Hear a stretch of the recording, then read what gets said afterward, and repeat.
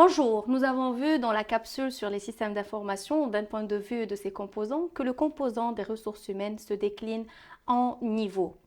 Ils peuvent tous exister avec un nombre relatif à l'ampleur de l'entreprise et aux besoins, comme ils peuvent y avoir que certains de ces profils. Dans la pyramide, nous avons des coworkers, ce sont les personnes qui opèrent directement pour exercer le service ou le produit en question de l'entreprise. Exemple, une entreprise de vente des produits cosmétiques, les coworkers ou les opérationnels sont ceux qui mélangent les produits par exemple. Ce sont ceux qui sont devant l'application de vente. Nous avons les tacticiens, le deuxième profil de la pyramide, qui sont des personnes qui gèrent un certain nombre de coworkers à un niveau près. Par exemple, les chefs d'équipe dans un magasin de prêt-à-porter affectent les tâches auprès des opérationnels.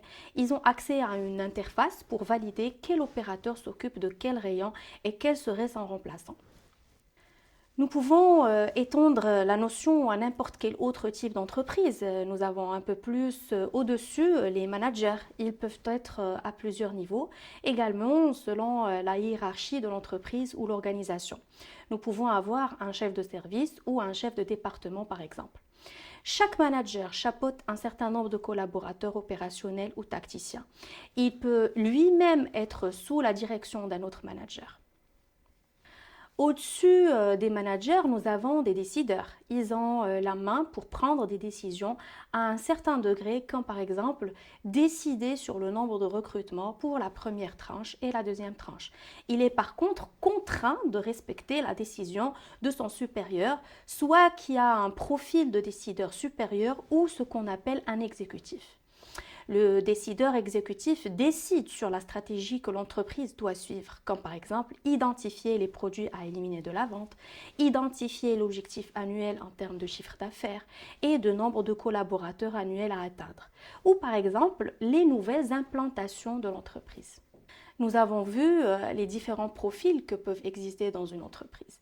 Il est également opportun de citer les différents types d'applications possibles dans une entreprise. Une entreprise a besoin de stocker ses données dans une base de données ou dans un lieu de stockage pour garder l'historique et automatiser ses process. L'application va permettre la saisie des données et de type TPS, Transactional Processing System, c'est-à-dire un système transactionnel. Comme son nom l'indique, c'est où se passeront les transactions de l'entreprise. Ce type d'application est utilisé par les opérationnels. Nous avons un autre type d'application qu'on appelle Office Automation System, qui est le système de gestion des calendriers, de mailing, des collaborateurs de l'entreprise. Le système OAS est utilisé par contre par tous les collaborateurs de l'entreprise. Le type d'application MIS, Management Information System, comporte des actions de gestion, c'est-à-dire de suppression, modification, ajout ou autorisation. Ces actions relèvent des actions d'un gestionnaire, d'un manager. Cette gestion est encore relative au niveau du manager. Comme nous l'avons mentionné, il peut y avoir plusieurs managers dans une entreprise ayant le même niveau où l'un est supérieur à l'autre dans le type de gestion dont il est responsable.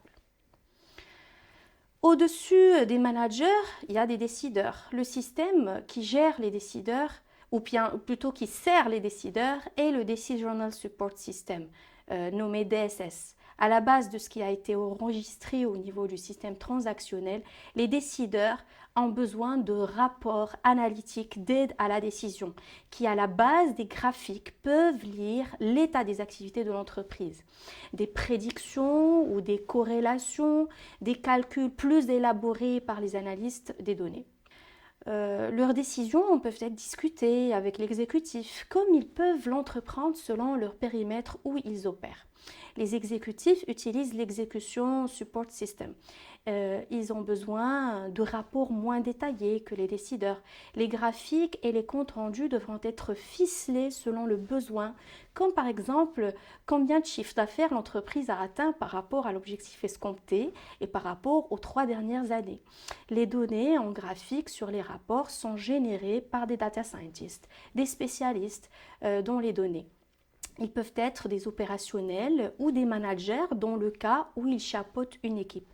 Les différents systèmes peuvent exister ensemble comme ils peuvent exister partiellement, c'est-à-dire pas toutes les entreprises disposent d'un système décisionnel. Les différents systèmes peuvent être ensemble et communiquent entre eux à travers un accès à des données collectées au niveau du système opérationnel. Ils ont ainsi remonté au niveau du système décisionnel pour générer les rapports ou établir un tableau de bord et voir en temps réel le changement des transactions et des données. Tous ces systèmes forment un système d'information et les composants sont des sous-systèmes. Si les données manipulées par ces sous-systèmes sont hébergées dans un seul socle de données avec cette communication bidirectionnelle, nous parlons de ERP, Enterprise Resource Planning, plutôt que système d'information, dans son concept classique. À noter qu'un ERP est un système d'information dont la data est centralisée et les services digitalisés communiquent entre eux. Nous allons maintenant parler des composants d'un système décisionnel. Alors, pour implémenter un système décisionnel, il y a plusieurs architectures. Dans une autre capsule, nous aurons l'occasion de détailler chacune.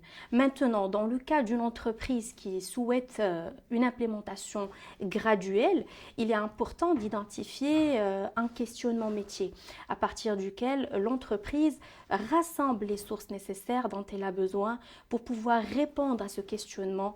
Les données des différentes sources, que ce soit du Excel, Word, base de données ou du web, sont identifiées et doivent être traitées, nettoyées ou transformées, ce que nous appelons l'étape d'intégration des données ou le pré-traitement des données.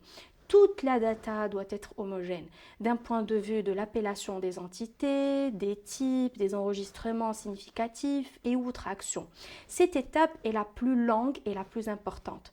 Une fois cette étape est terminée, la data intégrée est sauvegardée et chargée dans un référentiel ou un socle de données qui peut la contenir. Souvent, c'est un data warehouse englobant plusieurs data marts ou un data mart relatif à un seul questionnement métier. L'intégration et le changement est en fonction d'un modèle conceptuel pour identifier la nature de ces données et comment ces données seront liées entre elles.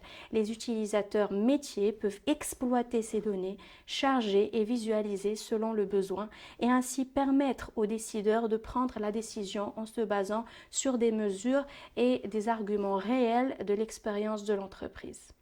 Merci.